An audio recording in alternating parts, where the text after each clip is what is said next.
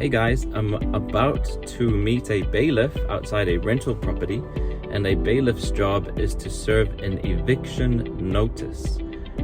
I can't serve an eviction notice.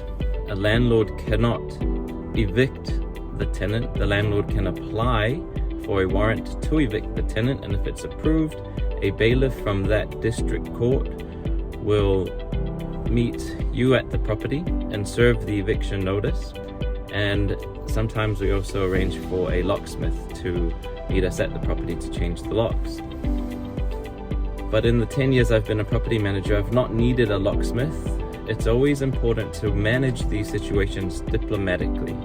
So today the tenant's meeting me at the same time as the bailiff, and the tenant is going to give me the key, and I'm going to do my final inspection, and the bailiff's job is easy. All they have to do is serve the eviction notice and give the tenant a copy, and the tenant can use that copy to go to WINS and get emergency housing if they need.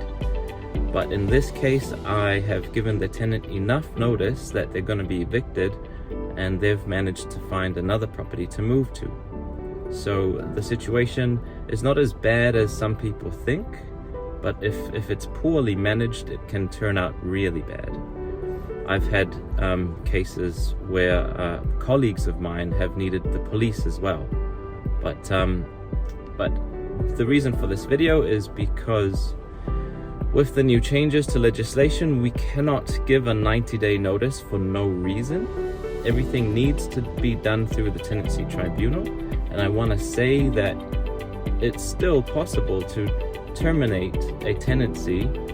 It just needs to be done through tenancy tribunal. So in this case, the tenant was behind in rent by 2 weeks. When the tenant was owing 4 days rent, I served a 14-day notice, and then we had a mediation, and during the mediation we had an agreement where the tenant was to pay rent plus an extra amount towards rent arrears, and we had a termination clause added to the agreement, whereas we agreed, and the tenant agreed to this as well. If they missed a rent payment, they would have 2 days grace to pay that amount that they promised to pay, and if they didn't, then I would have the authority to terminate the tenancy immediately.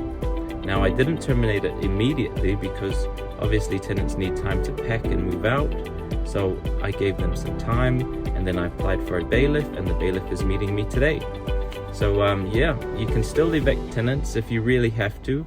Don't be afraid of getting into residential real estate as an investor, because the laws have changed. If you have a good property manager, everything can still run smoothly. Take care. Patrick here from Good Neighbours Property Management. I'm your man if you're looking at property management, or if you're about to buy an investment property, give me a call. Good Neighbours Property Management. See ya.